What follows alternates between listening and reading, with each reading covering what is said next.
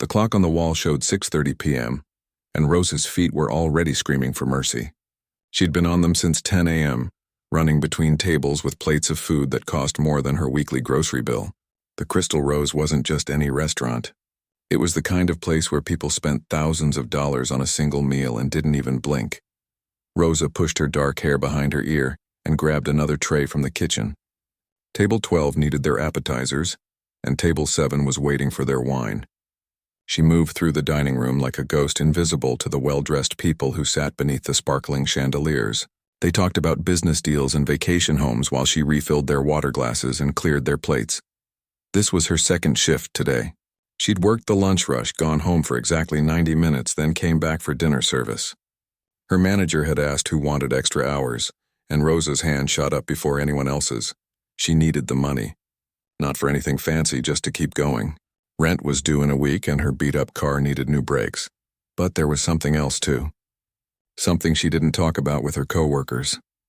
In her tiny studio apartment across town, there was an old upright piano pushed against the wall. She'd bought it 3 years ago from a church that was closing down, paid for it in installments over 6 months. That piano was her most precious possession, more valuable to her than anything else she owned. The problem was she barely had time to play it anymore. Between double shifts and picking up every extra hour she could get, Rosa would stumble home exhausted and fall into bed. The piano sat there silent, covered with a sheet to keep the dust off. Sometimes she'd sit on the bench for just 5 minutes before work, running her fingers over the keys without pressing them down, too afraid she'd wake the neighbors. Rosa had been playing piano since she was 7 years old. Her grandmother had taught her, an old woman with gentle hands and infinite patience. Every day after school, Rosa would sit beside her on the piano bench in her grandmother's small living room, learning scales and simple songs. By the time she was 12, she was playing pieces that made her grandmother cry happy tears. Everyone said she was talented. Her middle school music teacher told her parents she should apply to a special performing arts school.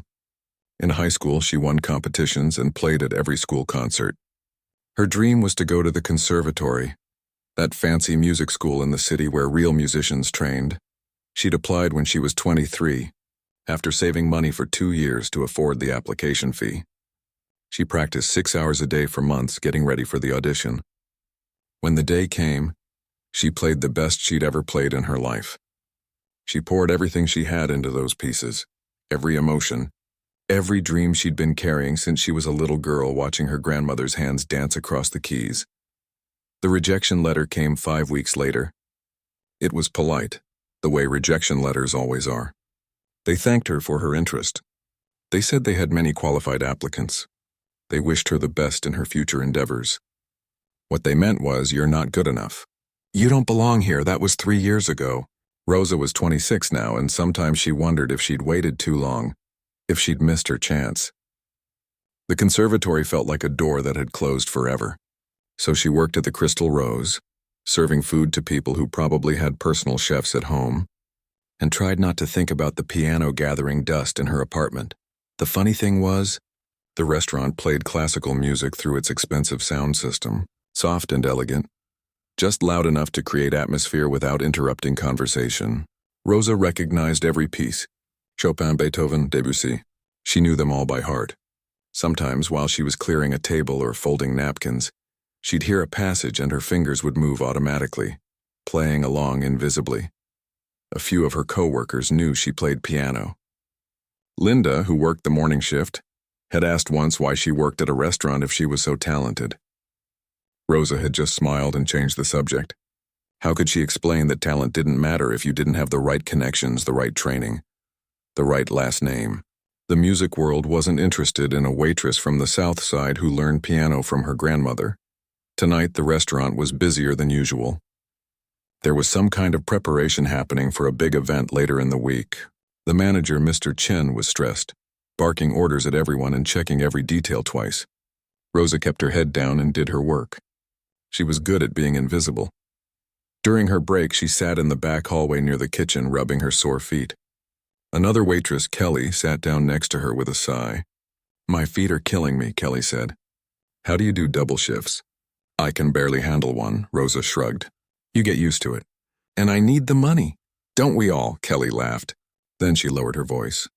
Hey, did you hear about the fancy party they're having here Friday night? Some charity gala thing. They're bringing in a grand piano and everything. Can you imagine? Like the regular piano isn't good enough. Rosa's heart jumped. A grand piano? Yeah, some big-shot pianist is coming to play during dinner.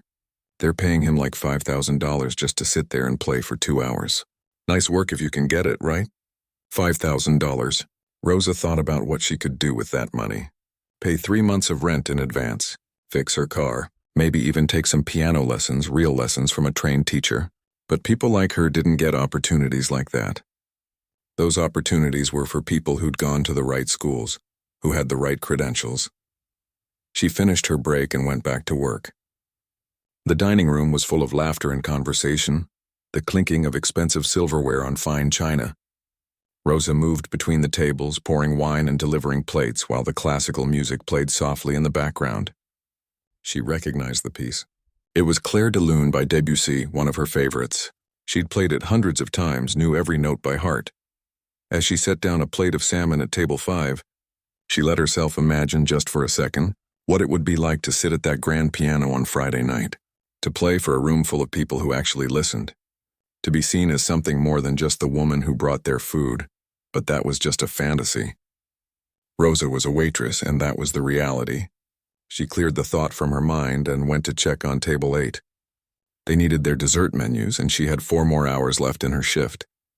Friday arrived faster than Rosa expected. She'd worked 3 more double shifts since Monday, and her body was running on coffee and willpower. But tonight was different. Tonight was the charity gala, and the crystal rose had transformed into something that looked like it belonged in a fairy tale. When Rosa walked in through the staff entrance at 4 p.m., she barely recognized the place. The regular tables had been replaced with larger ones, each covered in silk tablecloths that probably cost more than her monthly rent. The centerpieces were massive arrangements of white roses and orchids, and the crystal chandeliers had been polished until they sparkled like diamonds. But what caught Rosa's attention, what made her stop in her tracks, was the piano. Right there in the main dining room, positioned near the huge windows that overlooked the city, sat the most beautiful grand piano she'd ever seen in person. It was a Steinway, black and glossy, its surface so perfectly polished that she could see the reflection of the chandeliers in it. Beautiful, isn't it? Mr. Chen's voice made her jump. He was standing beside her, looking at the piano with his arms crossed. Cost them a fortune just to rent it for one night. The pianist they hired insisted on a Steinway, nothing else would do. Rosa couldn't take her eyes off it. It's amazing. Well, don't get any ideas, Mr. Chen said, but his voice wasn't unkind. That thing is worth more than my car. Actually, probably worth more than my car and your car combined.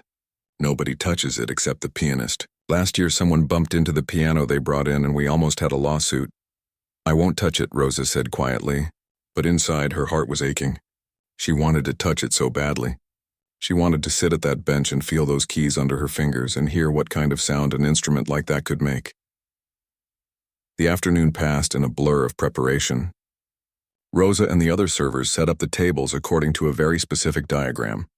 Every fork had to be exactly 1 inch from the edge of the table. Every wine glass had to be positioned just right.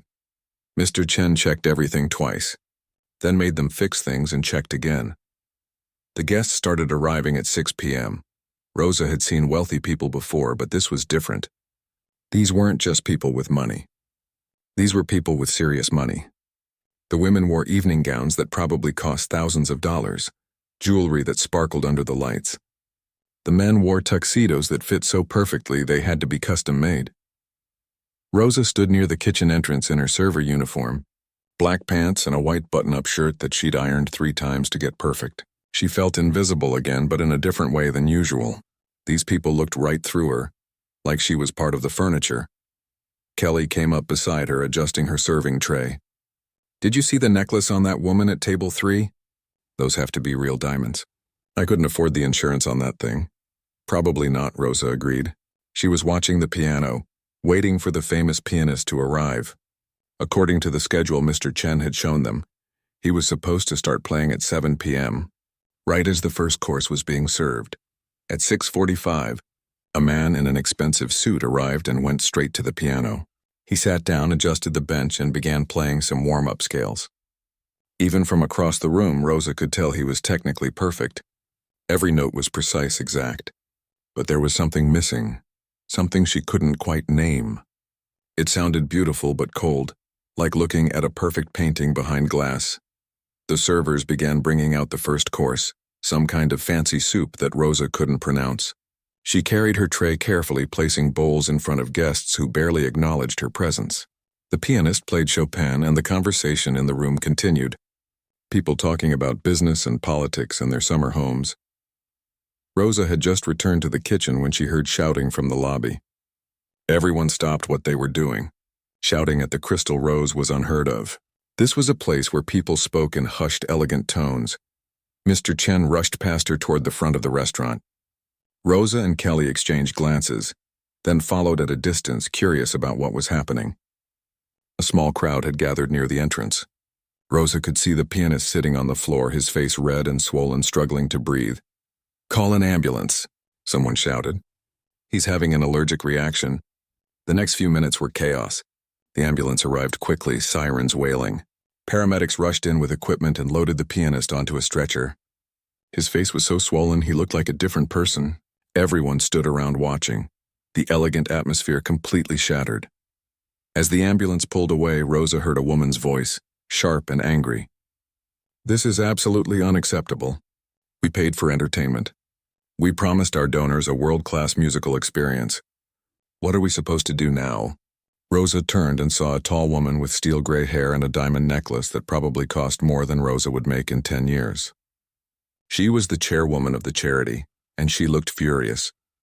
Mr. Chen was on his phone, pacing back and forth, his face pale with stress. Rosa could hear him making call after call. "Please, it's an emergency.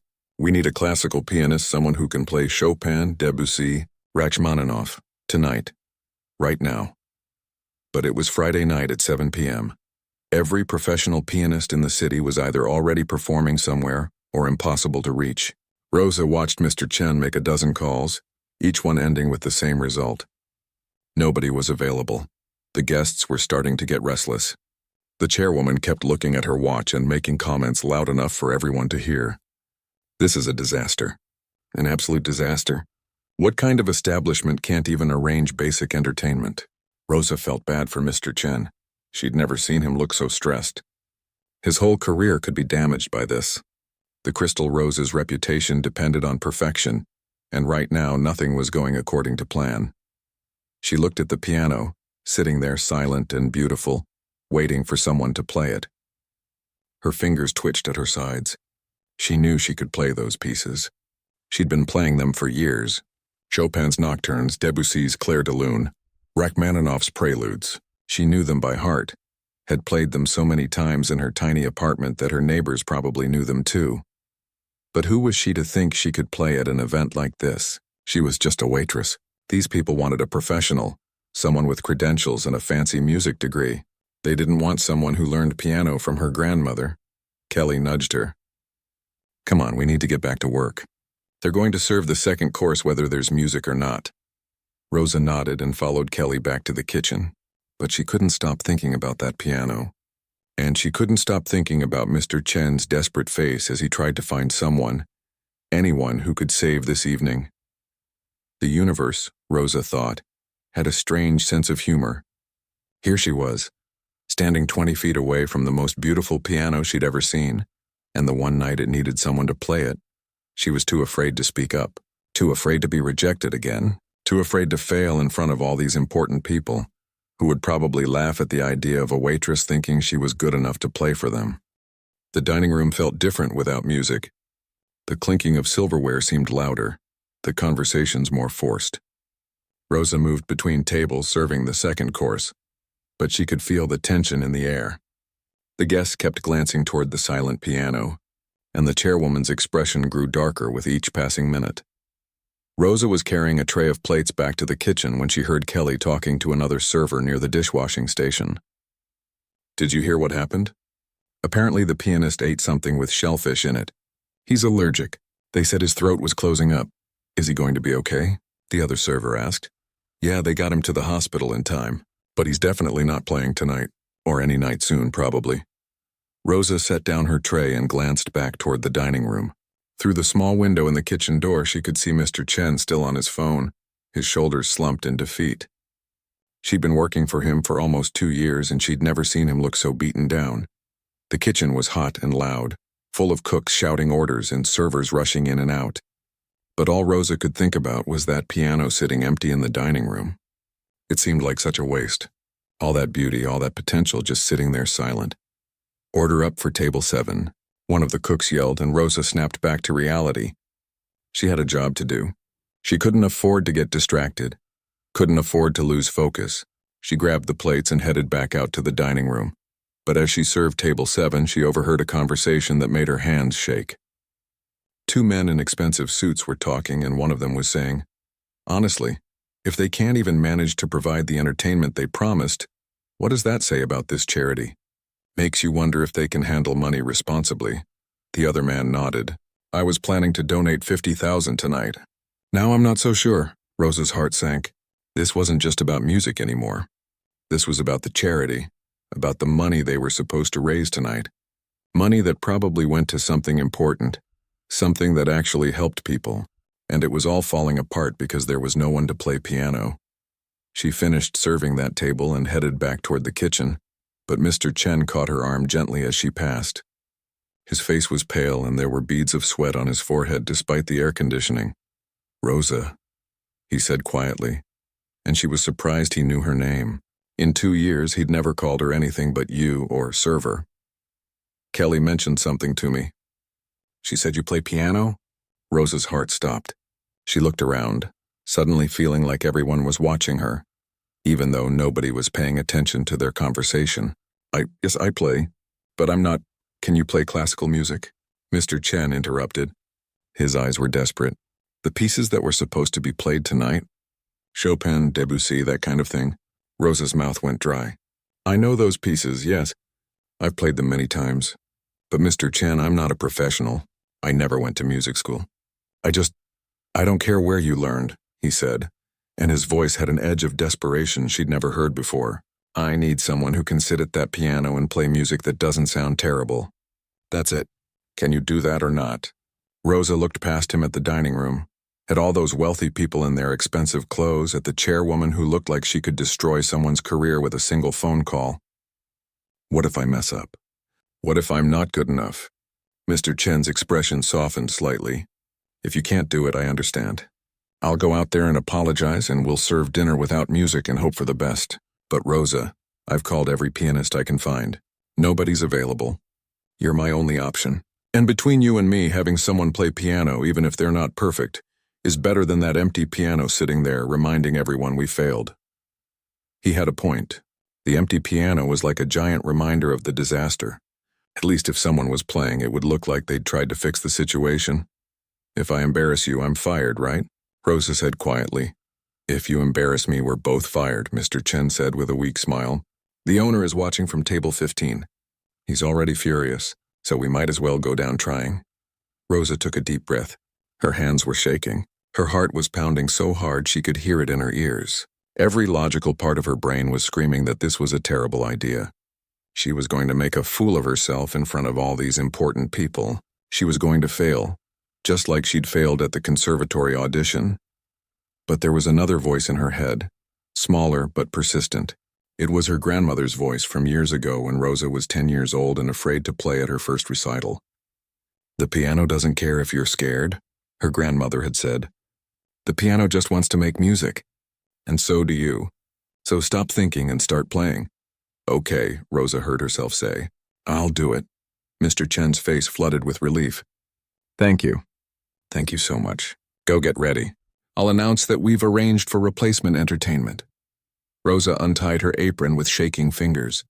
Underneath, her white shirt was wrinkled from hours of work, and she probably smelled like the kitchen. This was not how she'd imagined performing on a grand piano.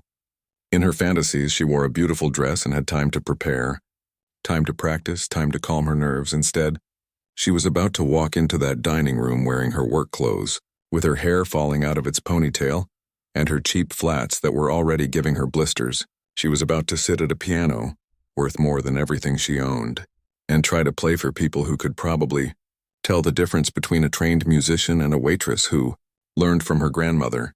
Kelly appeared beside her, eyes wide. Are you really doing this? Rosa, that's so brave, or crazy. Maybe both. Definitely both, Rosa said, trying to smile, but her face felt frozen. You're going to be amazing, Kelly said, squeezing her arm. I've heard you humming along to the music here. You know your stuff? Rosa nodded, not trusting herself to speak. She watched Mr. Chen walk into the dining room and make his way to the front near the piano. The room gradually grew quiet as people noticed him standing there. Ladies and gentlemen, Mr. Chen said, his voice steady despite everything. I apologize for the delay in our musical program. As you know, our scheduled pianist had a medical emergency. However, we've arranged for replacement entertainment. Please welcome our pianist for this evening. He gestured toward the kitchen entrance where Rosa stood frozen. This was it. This was the moment where she either walked out there and tried, or she ran away and spent the rest of her life wondering what might have happened. Her grandmother's voice echoed in her mind again. The piano just wants to make music. Rosa stepped out of the kitchen and into the dining room. Every eye in the place turned toward her, and the walk from the kitchen to that piano felt like the longest journey of her entire life. The moment Rosa stepped into the dining room, she felt the weight of every single pair of eyes landing on her. The conversations that had been buzzing throughout the room died down, replaced by confused whispers. She could hear them even though she tried not to listen. Is that a waitress? What on earth is happening? This has to be a joke. Rosa kept walking, one foot in front of the other, her borrowed flats clicking softly against the polished floor. Kelly had lent her the shoes because Rosa's sneakers would have looked ridiculous, but these were half a size too small and pinched her toes. She barely noticed the discomfort, though. All she could feel was the racing of her heart and the cold sweat on her palms. The piano seemed to grow larger with each step. What had looked beautiful from across the room now looked terrifying up close. The glossy black surface reflected the chandeliers above, making it look like something from another world. A world where people like Rosa didn't belong. She could see the chairwoman at table 3, her diamond necklace catching the light as she leaned over to whisper something to the man beside her. Whatever she said made him shake his head in disbelief. Rosa didn't need to hear the words to know what they were saying. This was a disaster on top of a disaster. At table 15, the owner of the Crystal Rose sat with his wife, both of them watching Rosa with expressions that were impossible to read. She'd never actually met the owner before. He came to the restaurant maybe once a month, always announced, and the staff would scramble to make everything perfect. Now here she was, about to either save his restaurant's reputation or destroy it completely. Rosa reached the piano and stood beside it for a moment, her hand resting on its smooth surface. It was cool under her palm, solid and real. She'd dreamed about playing an instrument like this for years, but never like this. Never as an emergency replacement in front of a crowd who thought she had no business being there. She pulled out the bench and sat down. The leather cushion was soft, much nicer than the hard wooden bench she had at home. Her fingers hovered over the keys, not quite touching them yet. She could run. She could stand up right now, apologize, and walk back to the kitchen. Mr. Chen would understand. They'd both get fired, but at least she wouldn't humiliate herself in front of all these people. But then she thought about Mr. Chen's face when he'd asked for her help. She thought about the charity, about whatever good cause this event was supposed to support. She thought about her grandmother, who had spent years teaching her to play, who had believed in her even when no one else did. Most of all, she thought about that rejection letter from the conservatory, the one that had told her she wasn't good enough, that she didn't belong in the world of serious music. Maybe they were right. Maybe she wasn't conservatory material, but she could play, and right now that was what mattered. Rosa closed her eyes and took a deep breath. Then she let her hand settle onto the keys. The ivory was smooth under her fingertips, perfectly maintained, responsive in a way her old upright at home had never been. She could feel the quality of the instrument, the way it seemed to be waiting for her to bring it to life. The room was so quiet she could hear people breathing. Someone coughed, and it sounded like a gunshot in the silence. Rosa knew she had to start playing soon, or the awkwardness would become unbearable. But she needed just one more second to gather her courage. She thought about the first piece she'd decided to play, Clair de Lune by Debussy. It was one of her favorites, a piece she'd played hundreds of times. She knew every note, every dynamic, every subtle shift in emotion. If she was going to do this, she might as well start with something she loved. Her fingers found the opening notes and she pressed down gently. The first note rang out into the silent room, pure and clear. It was the most beautiful sound Rosa had ever produced. The Steinway responded to her touch like nothing she'd ever played before. It was like the difference between speaking and singing, between walking and dancing. The second note followed, then the third. The familiar melody began to unfold and something strange happened. Rosa forgot about the people watching. She forgot about the chairwoman and her diamonds, forgot about the owner who could fire her with a word, forgot about the conservatory that had rejected her. All that existed was the music and her fingers on the keys and the sound filling the room. Clair de lune means moonlight in French, and that's exactly what the piece felt like. Soft and mysterious, beautiful and slightly sad. Rosa had always imagined it as moonlight reflecting on water, rippling and shimmering. She played it the way she'd always felt it, with tenderness and emotion that came from somewhere deep inside her. The room stayed completely silent, not the awkward silence from before, but something different. Rosa could feel it, even with her eyes closed. People had stopped whispering. The clinking of silverware had ceased. Even the servers had frozen in place, she realized later, standing with their trays and watching. Rosa let herself sink deeper into the music. Her hands moved across the keys with a confidence she didn't know she possessed. This wasn't like playing in her apartment where she had to keep the volume down for the neighbors. This wasn't like the community center recitals where half the audience was looking at their phones. This was different. This was what playing piano was supposed to feel like. The piece built to its emotional center. The part that always made Rosa's throat tight with feeling. She played it with everything she had, not holding back. Not trying to be perfect in some technical sense, but trying to be honest. True. Real. She thought about all the times she'd served food to people who never looked at her face. All the double shifts and aching feet and that rejection letter that still stung 3 years later. All the dreams she'd pushed down because they seemed impossible. All of it poured out through her fingers into the music. When she reached the final notes, soft and gentle like the moon setting, she let them fade away slowly, carefully, until the last echo disappeared into silence. Only then did Rosa open her eyes and lift her hands from the keys. The room was still completely quiet. For a terrible moment, Rosa thought she'd made some horrible mistake. Maybe she'd played the wrong piece. Maybe she'd been so lost in her own world that she hadn't noticed how bad it sounded to everyone else. But then she looked up and saw the faces of the people in the dining room. The chairwoman with the diamond necklace had tears running down her carefully made-up face. The owner of the restaurant sat with his mouth slightly open, staring at her like he'd never seen her before. At table 7, the man who'd been complaining about donating money had his hand over his heart. And Kelly, standing by the kitchen door with the other servers, was crying openly and smiling at the same time. Then the chairwoman stood up from her chair, and she started clapping. The applause started with the chairwoman, but it spread through the room like wildfire. One by one, the guests stood up from their tables, their hands coming together in genuine appreciation. This wasn't the polite, obligatory clapping that Rosa had heard at fancy events before. This was real. This was people who had actually felt something. Rosa sat at the piano bench, frozen in disbelief. Her heart was still pounding. But now for a completely different reason. She'd done it. She'd actually done it. She'd played Clair de lune on a Steinway grand piano in front of a room full of wealthy strangers, and they were standing and clapping for her. She stood up on shaky legs, not quite sure what to do. Should she bow? Should she say something? She'd never been in this situation before.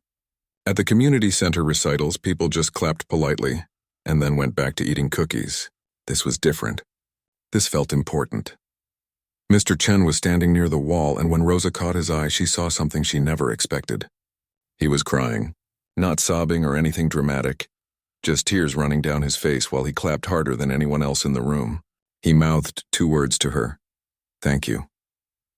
Rosa managed a small, awkward bow, and then she realized something. She wasn't done. The program was supposed to be 2 hours of music. She'd played one piece that lasted maybe 5 minutes. There was so much more music to play. She sat back down at the piano, and the applause slowly died down as people returned to their seats. There was an energy in the room now that hadn't been there before. The tension was gone.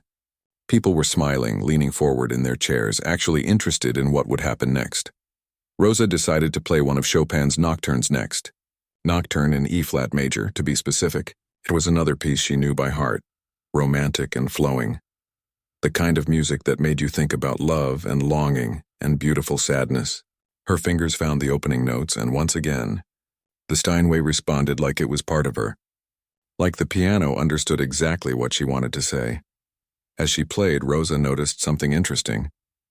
The servers had started moving again, bringing out the next course, but they moved more quietly now, more carefully. Nobody wanted to disturb the music. Even the kitchen staff had gotten quieter. She could see them through the doorway, listening while they worked.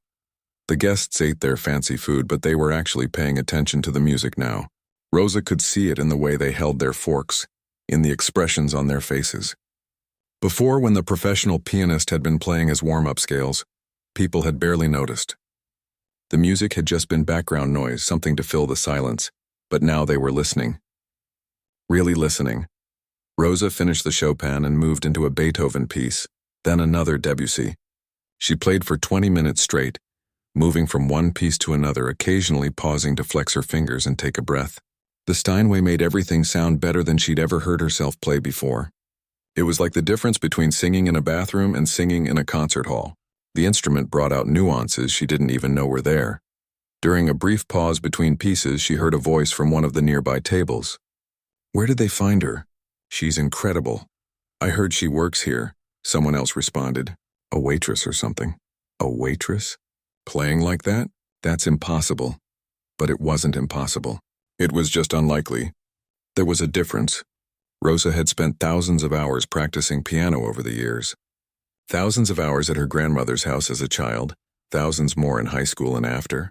All those hours didn't disappear just because she hadn't gone to a fancy school. All that practice still lived in her fingers, in her understanding of the music, in her ability to feel what the composer had felt and translate it through the keys. She moved into Rachmaninoff next, one of his preludes. This was more dramatic, more powerful than the gentle pieces she'd been playing. It required strength and precision, big chords and cascading runs up and down the keyboard. Rosa had always loved this piece because it made her feel powerful, like she could express all the frustration and anger and passion that she usually had to keep hidden.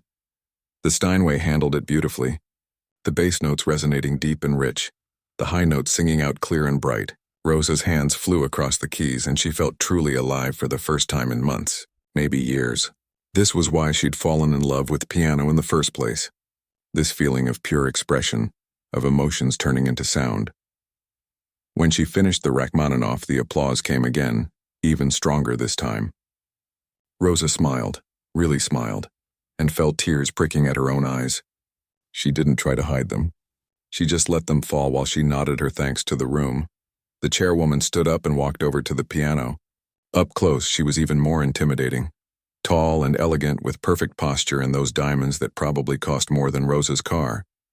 But her eyes were kind and her smile was genuine. "What's your name, dear?" she asked. "Rosa," she managed to say. Her voice came out scratchy from not using it. "Rosa, that was extraordinary. Simply extraordinary." The chairwoman reached out and took Rosa's hand in both of hers. "I've been to hundreds of events like this, heard dozens of professional pianists, but I've never heard anyone play with such heart, such genuine emotion. Where did you study?" Rosa hesitated. This was the question she'd been dreading. "I didn't study anywhere official.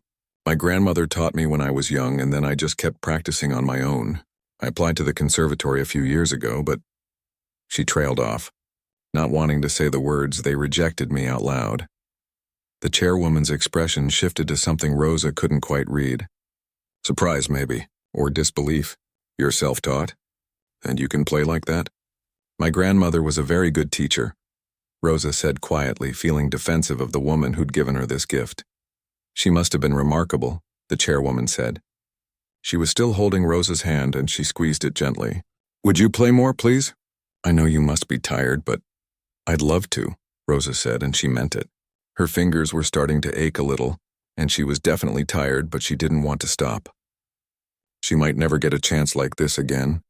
She might never sit at a piano this beautiful, never play for an audience this attentive.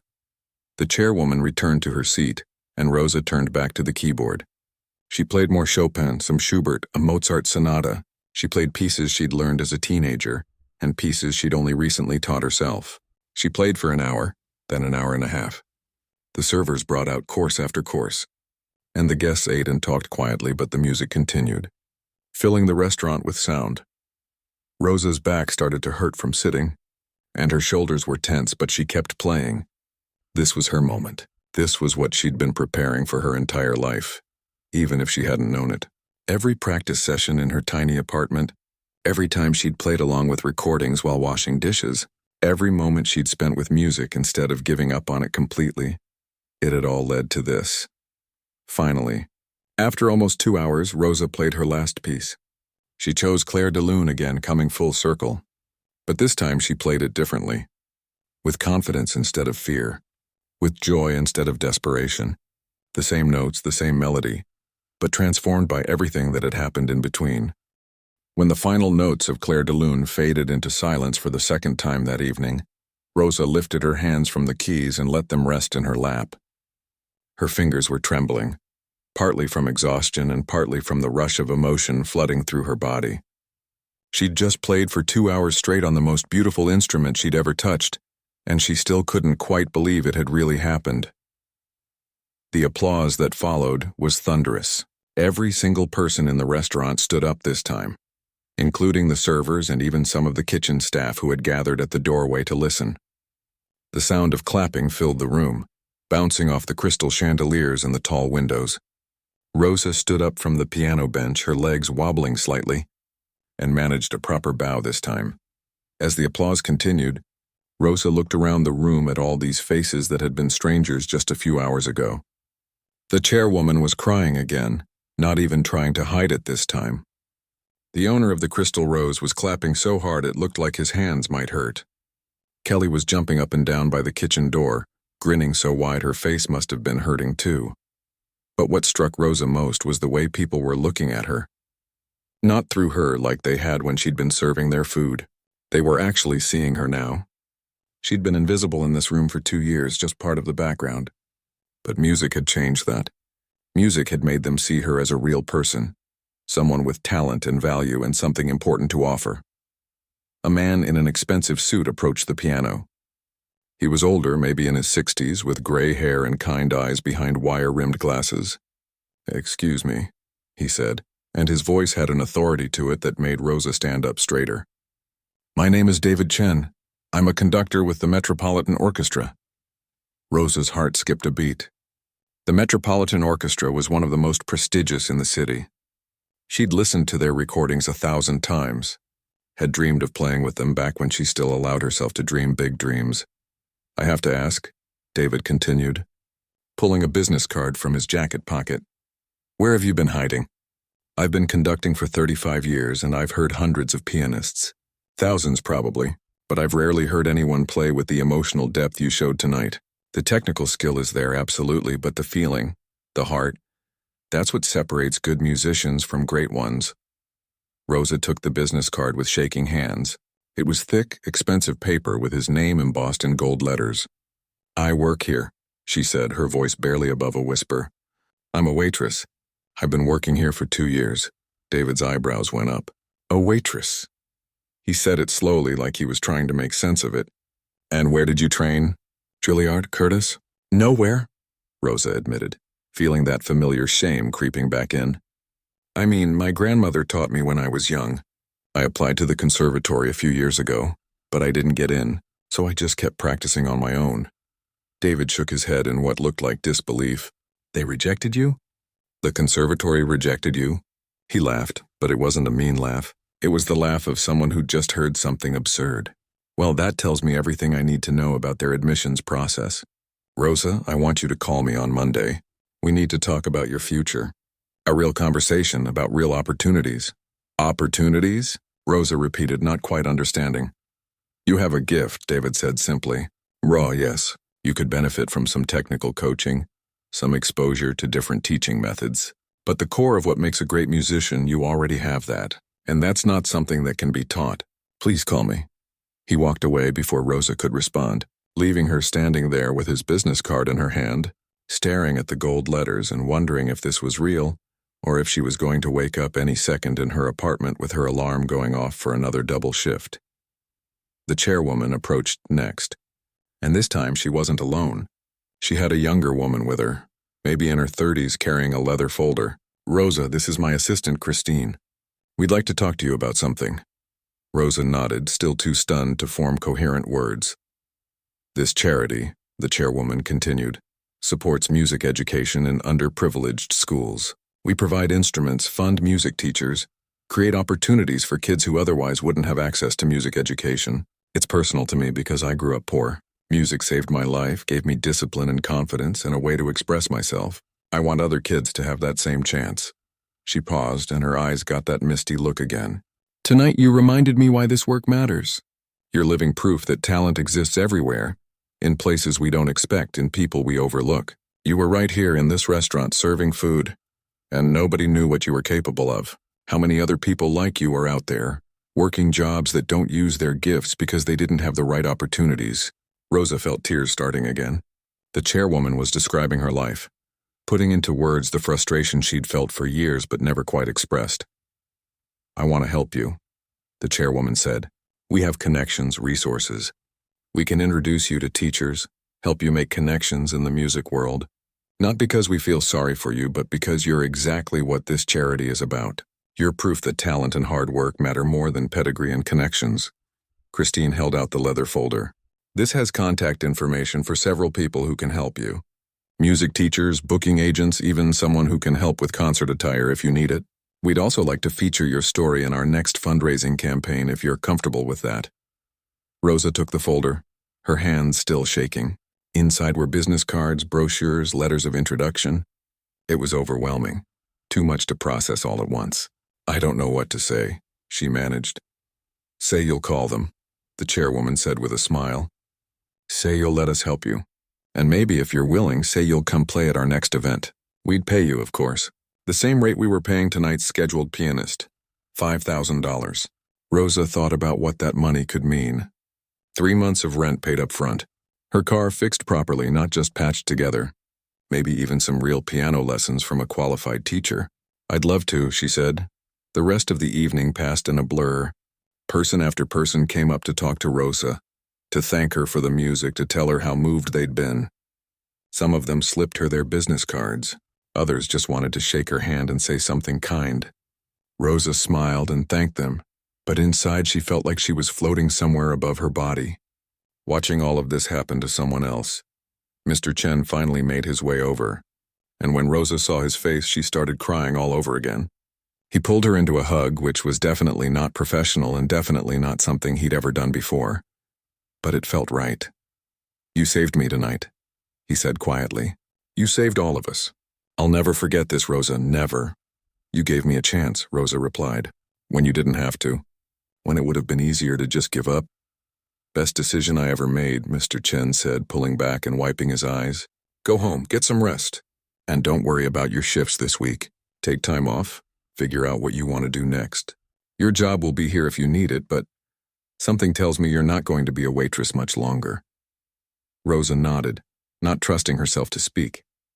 She gathered up all the business cards and papers people had given her, stuffing them into her pockets and her bag. Kelly helped her collect everything, still grinning like she'd won the lottery herself. "You're famous now," Kelly said as they walked toward the staff exit. "Like actually famous. Everyone's going to be talking about this." "I just played piano," Rosa said, still not quite processing everything.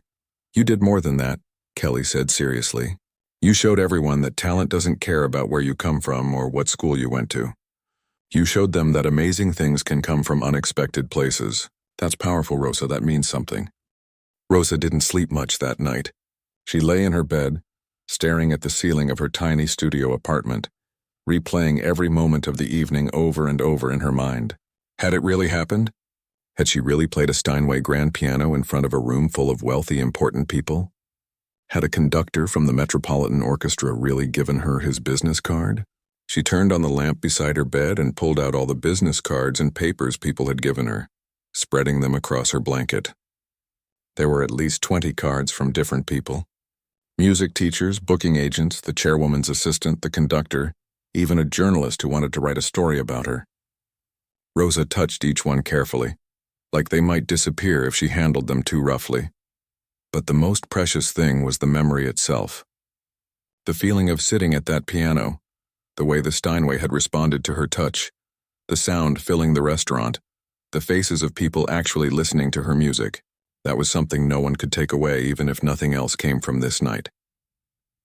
Rosa got up and walked to her own piano, the old upright that had been silent for too long. She pulled off the sheet covering it and sat down at the familiar bench. It wasn't a Steinway. The keys stuck a little and some of the notes sounded tinny, but it was hers, and it had carried her dreams for years. She played softly, mindful of the neighbors even at 1 a.m. Just simple scales at first, then a melody that had been running through her head. Her fingers were sore from playing for 2 hours straight earlier, but she didn't care. She needed to play, needed to prove to herself that what happened tonight wasn't just a fluke, wasn't just the magic of an expensive instrument. The music that came out was different than usual. There was a confidence in it now, a freedom she hadn't felt before. Rosa realized something as she played. She'd been holding back for years, afraid to really express herself, afraid to take up too much space in the world. Tonight had changed that. Tonight had shown her that when she played with her whole heart, people listened. Monday morning came faster than Rosa expected. She'd taken Mr. Chen up on his offer and called in for the day, needing time to figure out what to do next. She sat at her small kitchen table with a cup of coffee, staring at David Chen's business card, the conductor from the Metropolitan Orchestra. He'd told her to call. But what would she say? What if he'd changed his mind? What if Saturday night had been a fluke, and in the clear light of day he'd realized she wasn't as good as he thought? Rosa picked up her phone 3 times before she finally forced herself to dial the number. Her hand was shaking so badly she almost dropped the phone. David Chen speaking. His voice was brisk, professional. "Hi, Mr. Chen. This is Rosa Martinez. We met on Friday night at the Crystal Rose restaurant. You told me to call." There was a pause and Rosa's heart sank. He didn't remember. Of course he didn't remember. He probably met dozens of musicians every week, but then his voice changed, became warmer. "Rosa, yes, of course. Thank you for calling. I've been hoping to hear from you. How are you?" "I'm good. A little overwhelmed, honestly. Friday night was..." She trailed off, not sure how to describe it. "Extraordinary," David finished for her. "Listen, I don't want to waste your time with small talk. Are you available to come to my office this week? I'd like to introduce you to some people, discuss some opportunities. I've already talked to several colleagues about you and there's a lot of interest." Rosa's coffee cup clattered as she set it down too hard. "Interest in me? In your talent, yes. Rosa, I'm going to be direct with you. The classical music world can be difficult. It's very focused on credentials, on where you studied, who you studied with. It's not always fair. But every once in a while someone comes along who's so undeniably talented that none of that matters. I think you could be one of those people." Rosa felt tears starting again. She seemed to cry more easily now than she ever had before. "I'd love to meet with you. Any time that works for you." They set up a meeting for Wednesday afternoon. After Rosa hung up, she sat there in her kitchen, coffee getting cold, trying to process what was happening to her life. 3 days ago, she'd been worried about making rent and fixing her car. Now a conductor from one of the city's top orchestras wanted to introduce her to people and discuss opportunities. The rest of Monday passed in a blur of phone calls. Rosa called the chairwoman's assistant, Christine, who set up a meeting for Thursday. She called 2 of the music teachers whose cards she'd received, both of whom were eager to work with her. One of them even offered to teach her for free for the first 3 months just because he'd been so moved by her playing. "I'm not wealthy," he explained over the phone. "I can't offer you scholarships or fancy connections. But I can teach you technique, help you refine your skills. What you have naturally is remarkable, but with some training you could be truly exceptional." By Tuesday, word had started to spread. Kelly called her, talking so fast Rosa could barely understand her. "You're on Instagram. Someone recorded you playing on Friday and posted it, and it's going viral. Rosa, you have like 100,000 views already." Rosa didn't even have an Instagram account. But Kelly helped her set one up and find the video. There she was, sitting at the Steinway, playing Clair de Lune. The video had been taken from somewhere in the middle of the dining room, and the quality wasn't perfect, but you could hear the music clearly. You could see the faces of people listening, the way they'd stopped eating and talking to pay attention. The comments on the video made Rosa cry for the 100th time that week. People from all over were writing about how the music had touched them, how beautiful it was, how they wanted to hear more. Someone had written, "This is what real talent looks like, not someone who paid for expensive lessons, but someone who truly loves music and plays from the heart." Another comment said, "I've been playing piano for 20 years and I'll never sound like this. She has something special." The video kept spreading. By Wednesday morning, it had over 1 million views. News websites started picking up the story. Waitress stuns elite crowd with piano performance. Hidden talent discovered at charity gala. Self-taught pianist goes viral after last-minute performance. Rosa's phone wouldn't stop ringing. More music teachers wanting to work with her. Concert venues asking if she'd be interested in performing.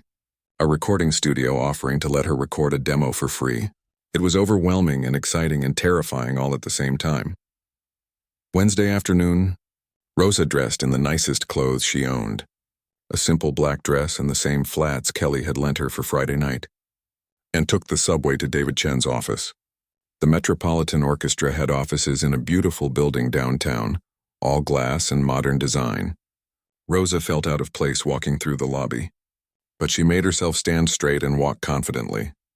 David's office was on the 8th floor, and his assistant, a friendly woman named Patricia, greeted her warmly. "Mr. Chen is very excited to see you. Can I get you some water? Coffee?" "Water would be great," Rosa said, her mouth suddenly dry. David came out of his office a moment later, and he looked even more distinguished in the daylight than he had at the restaurant. He shook Rosa's hand firmly and gestured for her to come into his office. The walls were covered with photographs of orchestras and concert halls, and there was a beautiful grand piano in one corner. "Thank you for coming," David said, settling into his chair. "I want to start by saying that I've spent the last few days talking about you to everyone I know in the music world. And Rosa, I have to tell you, people are very interested. Your video has been making the rounds. Everyone's talking about the waitress who can play like a professional." Rosa shifted in her seat. "I hope that's a good thing." "It's a very good thing. It's a story people love. Someone with natural talent overcoming obstacles. But more importantly, you have legitimate skill. I asked my colleague who teaches at the conservatory to watch your video and give me her honest opinion. She said, and I quote, "Technically she needs some refinement, but she has better musicality than half my students." Rosa felt a spike of vindication. The conservatory that had rejected her was now praising her through one of their teachers. It felt like justice somehow. "So here's what I'm proposing," David continued, leaning forward. "We have a young artist showcase coming up in 6 weeks. It's a concert where we feature up-and-coming musicians, usually recent conservatory graduates. I'd like to offer you a spot. You'd play one piece, maybe 10 minutes in front of an audience of about 500 people. Music critics will be there, talent scouts, other musicians. It's a great opportunity for exposure. 6 weeks. Rosa felt panic rising in her chest. "That's not much time." "No, it's not. But I've seen what you can do with no preparation at all. Imagine what you could do with 6 weeks and access to proper practice facilities. We can arrange for you to use our rehearsal spaces, give you time with the piano. I can also connect you with a coach who can help you prepare." Rosa thought about her tiny apartment, her upright piano with the sticky keys. The chance to practice on professional instruments in real rehearsal spaces was beyond anything she'd hoped for. The 6 weeks that followed were the most intense of Rosa's entire life. She cut her hours at the Crystal Rose down to just 2 shifts a week, using all her savings to make up the difference in rent. Mr. Chen understood, even seemed proud that she was chasing this opportunity. "You were never meant to be a waitress forever," he told her. "Go be what you're supposed to be." Every morning, Rosa woke up at 6 and took the subway to the Metropolitan Orchestra's rehearsal facility. David had arranged for her to have access to one of their practice rooms, a beautiful space with excellent acoustics and a Steinway grand piano. The first time Rosa walked into that room and saw the piano waiting for her, she'd stood in the doorway and cried. She practiced for 6 hours a day, sometimes more. Her fingers developed calluses and her back ached from sitting at the piano bench for so long, but she loved every minute of it. This was what she'd dreamed about for years. the chance to focus completely on music without worrying about double shifts and aching feet. David had connected her with a coach named Helen, a retired pianist in her 70s who'd performed all over the world. Helen was tough, demanding, and completely honest. She didn't care about Rosa's inspiring story or her viral video. She cared about the music. "You have natural talent," Helen said during their first lesson, "but you have bad habits. You need to unlearn some things and relearn them correctly. Your posture is wrong, your finger positioning needs work, and you rush through difficult passages instead of facing them head-on." It was hard to hear, but Rosa knew Helen was right. She worked on the technical aspects, spending hours just on scales and exercises, strengthening her fingers and correcting her posture. It was frustrating and sometimes boring, but she could feel herself improving. For the showcase, Rosa had chosen to play Rachmaninoff's Prelude in C-sharp minor. It was the piece that had made the biggest impact at the charity gala, and she wanted to perform something she felt confident with. But Helen pushed her to go deeper with it, to understand the layers of emotion and complexity she'd been missing. "You play it beautifully," Helen said, "but you're playing what's on the page. Great musicians play what's between the lines, what the composer felt but couldn't write down. Make me feel something I've never felt before. Show me your Rachmaninoff, not just Rachmaninoff's Rachmaninoff." Rosa worked on that piece until she could play it in her sleep. She thought about what the music meant to her, about the struggles and the triumphs and all the emotions that had brought her to this moment. She poured all of it into her playing until the piece became something personal, something that belonged to her as much as it belonged to the composer. The video from the charity gala kept spreading. By the third week, it had 5 million views. Rosa started getting recognized on the subway, which was bizarre and wonderful and embarrassing all at once. People would come up to her and say things like, "Are you the piano girl?" "You're amazing." Or, "I saw your video. You made me cry." A local news station wanted to do a story about her. Rosa agreed, feeling nervous in front of the cameras but wanting to share her journey. The reporter asked her about being rejected by the conservatory, and Rosa answered honestly. "It hurt at the time," she said. "I thought that rejection meant I wasn't good enough, that my dreams were over. But looking back now, I think everything happened the way it was supposed to. If I'd gotten into the conservatory, I probably would have learned to play the right way, the way they wanted me to play. I might have lost the thing that makes my playing special, which is that it comes from my heart, not from a textbook." The story aired on a Thursday night, and by Friday morning, Rosa's phone was flooded with messages. People thanking her for inspiring them, for showing that rejection doesn't have to be the end of the story. Other musicians reached out, sharing their own experiences with being overlooked or rejected. It felt like she'd accidentally started a movement, a reminder that talent exists in unexpected places. The night of the showcase arrived with terrifying speed. Rosa stood backstage at the concert hall, wearing a beautiful black gown that Christine had helped her pick out. It fit perfectly, made her feel elegant and professional. Her hands were shaking, but it was a different kind of nervousness than she'd felt at the charity gala. Back then, she'd been afraid of embarrassing herself. Tonight, she was afraid of not living up to the expectations people now had of her. David found her backstage, checking in one last time. "How are you feeling?" "Terrified," Rosa admitted. "What if I mess up? What if all those critics out there decide I'm not as good as everyone thinks?" "Then they're wrong," David said simply. "Rosa, I've been in this business for 35 years. I know talent when I hear it. You belong on that stage. Trust yourself the way I trust you." The showcase featured 6 young musicians, and Rosa was scheduled to perform fourth. She sat in the wings, listening to the others play. They were all excellent, technically perfect, exactly the kind of polished performers you'd expect from top conservatories. Rosa felt her confidence wavering. These were her competitors, people with years of formal training, and they sounded amazing. But then she remembered what Helen had taught her. Technical perfection wasn't everything. Music was about connection, about making people feel something real. That's what she could do. That's what made her different. When her name was called, Rosa walked onto the stage. The concert hall was much bigger than the dining room at the Crystal Rose. 500 people sat in the darkness beyond the stage lights, and Rosa couldn't see their faces. But she could feel their presence, their attention, their expectations.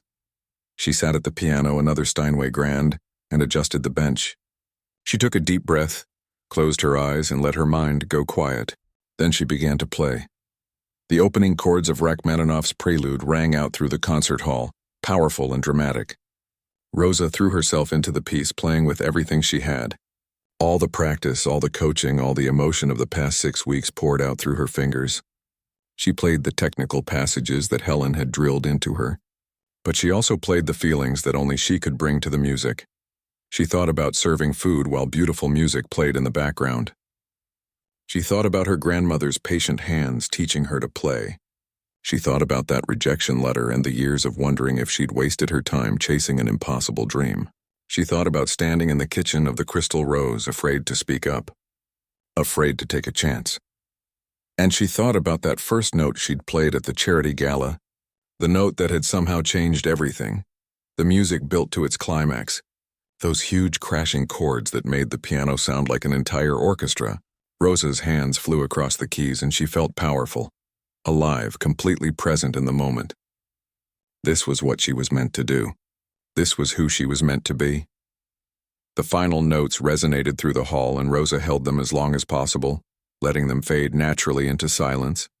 She lifted her hands from the keys and sat very still, her heart pounding, her breath coming fast.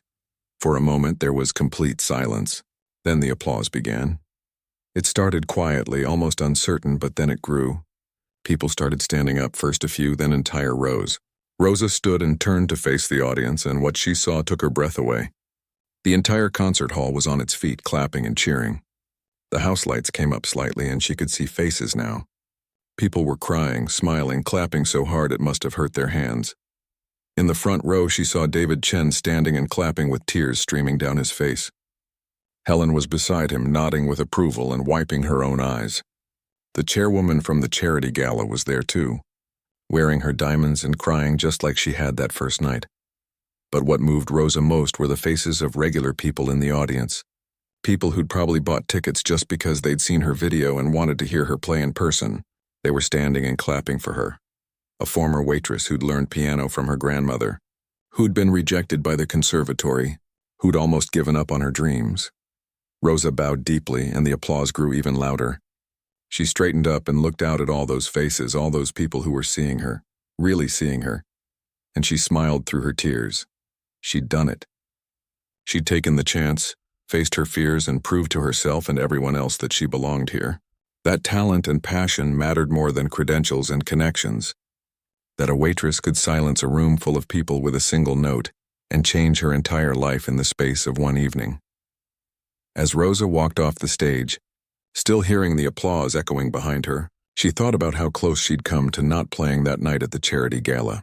How close she'd come to staying silent, to remaining invisible, to letting fear win.